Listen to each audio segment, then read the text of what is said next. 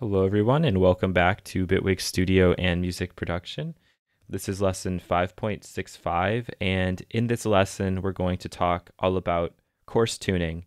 This is going to be a fairly theoretical lesson because we're just going to be focused on this one parameter here, and so you're not going to necessarily see the practical application of what I'm talking about. But when we start to add in additional operators and evoke some frequency modulation, this first little coarse tuning here becomes the fundamental for everything else that we're going to talk about inside of the FM4.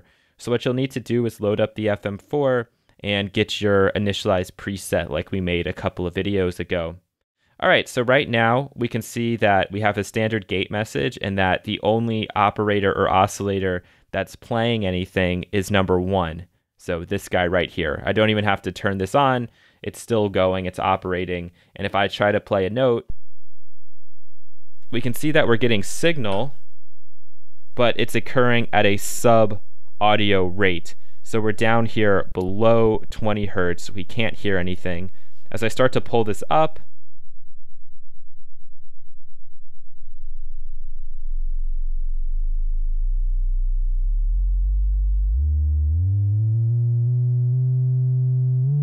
you'll hear that we eventually track into an audible range. Okay, so that's the first thing. This by default is typically set to 1, and you're not going to want to mess with this too often. Every time you load up the FM4, you're probably going to want to save a true initialized patch that starts this at a 1, because what this is assuming, much like octave ranges in general, is that the 1-to-1 ratio is going to be aligned and tuned with like any other instrument you're going to have inside of Bitwig Studio. So it assumes that A4 equals 440, that A3 is going to equal 220, etc., etc., etc., and I can play up and down the keyboard, and it tracks along with me.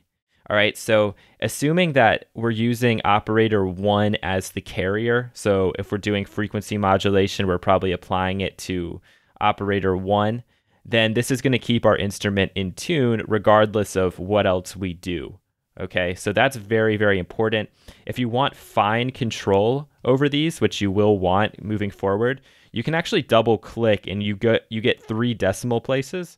If we don't double click on this and then we shift and pull up, we end up evoking changes to the 10th place of the decimal point as compared to the 100th, or maybe it's the 1000th. I don't know all the math, but if we wanted to detune guys slightly, we could go in, type that in, you see that it sticks. So that's also very, very important. But how does this change if I adjust these numbers here, if I pull this up or if I pull it down? It shouldn't surprise you that this is going to come back to everything we've talked about with harmonics and the frequency spectrum before. So right now we're at a 1-to-1, okay? And the 1-to-1 is going to be our octave, meaning that I could play an A and then I could change the octave and we'd still have an A.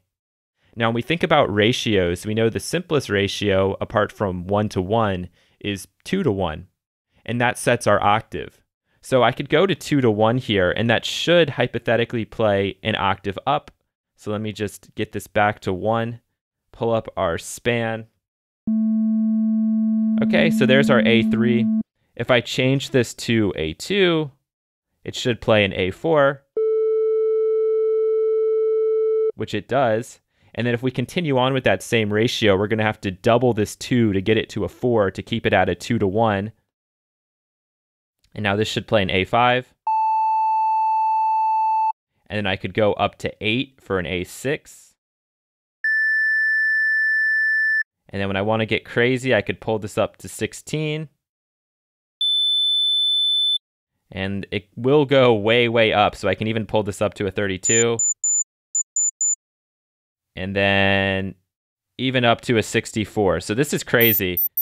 We have a lot of control inside of this synthesizer. It will go all the way up to 99 if you want it.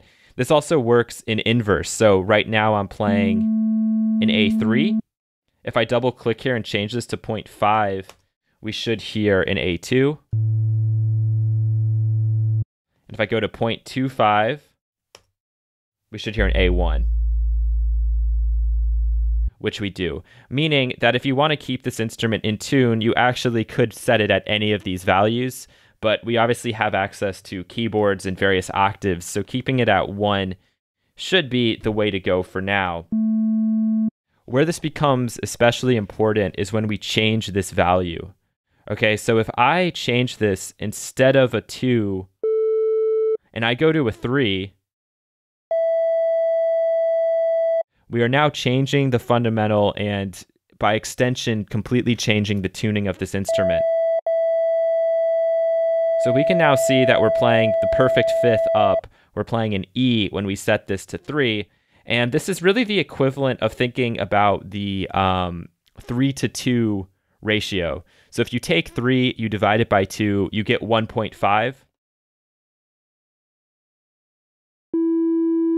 So 1.5 is going to play us an E3,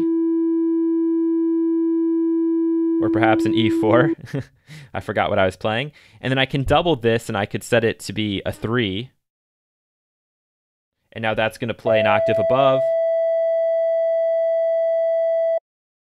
etc., etc., etc. All right, I could change this to a 6, or to a 12. And again, vice versa, it's going to work that way. So if we think about our various ratios and sticking with simple ones, we can do simple math like this and even just divide by like 2/3, which we know is like 0.667. And so that's going to play an E for us as well. So let's kind of think about this and just run through a couple of ratios. So if I start at a 1 here, we know that 4/3 is going to give me, I think, something like 1.333.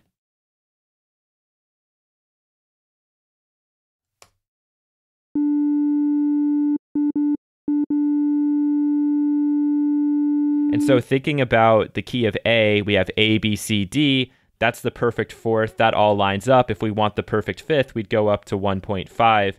We could type in some different ratios here and see what we get. Let's go with 1.250. Again, we're in the key of A. If I zoom right in here,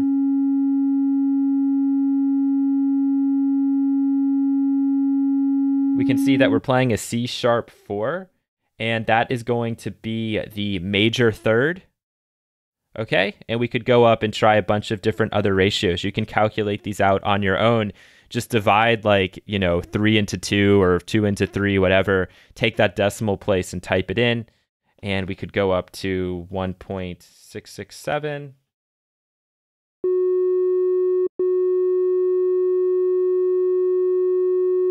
And there you see we're getting an F sharp.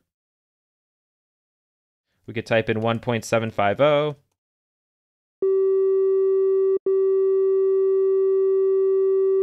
And here you can see we're getting a G.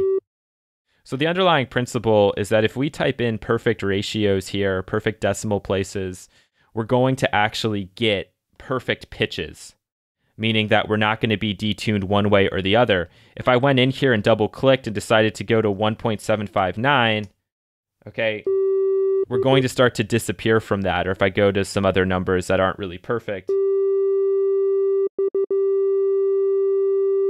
we're going to start to fall out of pitch and out of key. And in some cases, that's very useful when we're evoking FM.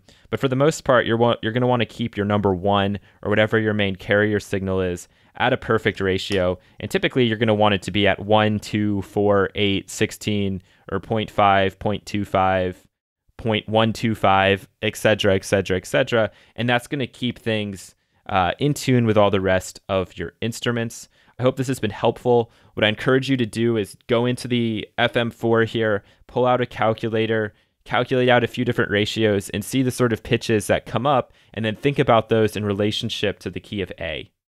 All right, thank you so much for watching, and you'll hear from me again in the next lesson. Take care.